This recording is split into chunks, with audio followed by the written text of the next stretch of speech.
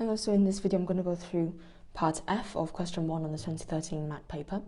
And in this question, they give us three positive numbers, a, b, c, and they satisfy these three expressions.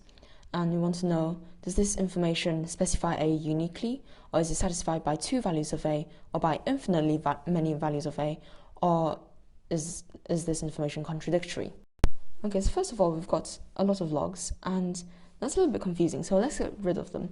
So if I'm going to call this 1, 2, 3, and then, so 1 is basically telling us that b to the power of 2 is equal to a, right? So we have that b squared is equal to a.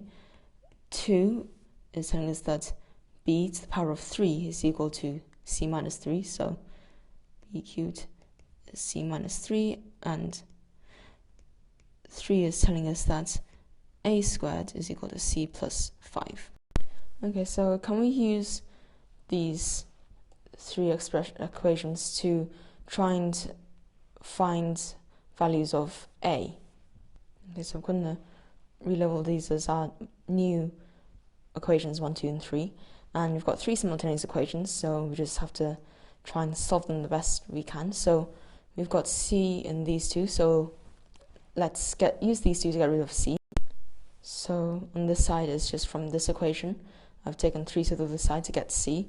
So that's b cubed plus 3. And if we take c from this third equation, then we get this as well. Okay, what can we get rid of next? Well, it's going to be hard to get rid of this b cubed because we don't really have anything that can make b cubed very easily, because the only other equation with a b in is here and is a b squared. But we have an a, and if we just square that, then we get a squared, and we can substitute it in here. So if we do that, we get this. And this here, this b to the 4 is just this a squared. When I square this, I'm going to get b to the 4 here. So if I simplify this a bit, I'm going to get b to the 4 minus b cubed is equal to 8. If I move the b cubed on that side and the minus 5 on this side. Okay, so we've got something that looks actually rather difficult to solve. So it's not going to be easy to find out what b is from this equation.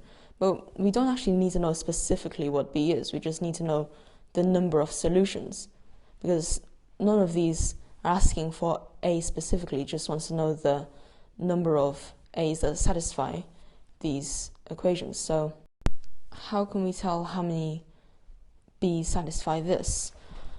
Well, okay, so let's factorize the left-hand side. So I'm going to have b cubed, b minus 1 is equal to 8. And now we see that because remember, b is a positive number. So because we're only looking at positive b, then we know that b must be greater than 1, right? Because this is positive, and this right-hand side we're getting is positive too. So we need this bracket to be positive also. So we know that we're only looking for values of b that are greater than 1. And also, we know that b cubed is an increasing function, right? So we know that b cubed looks like this. So as b increases, then b cubed also increases. And b minus 1 is also an increasing function, right? B minus 1 is going to be like this. So we know that this left-hand side is going to get bigger as b is getting larger. So once this left-hand side is equal to 8, then when b increases past the value it had then, this is just going to keep getting larger and is never going to come back down to 8 again.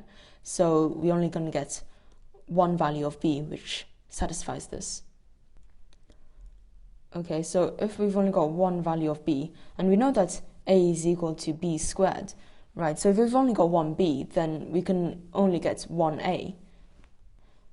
And so, in fact, the information that we were given does specify a uniquely. And you can actually see that this here is solved for b is equal to 2. So if we look at this, then when b is 2, we're going to have 2 cubed times 2 minus 1 is 1. And so actually the only value we can get is a is equal to 4.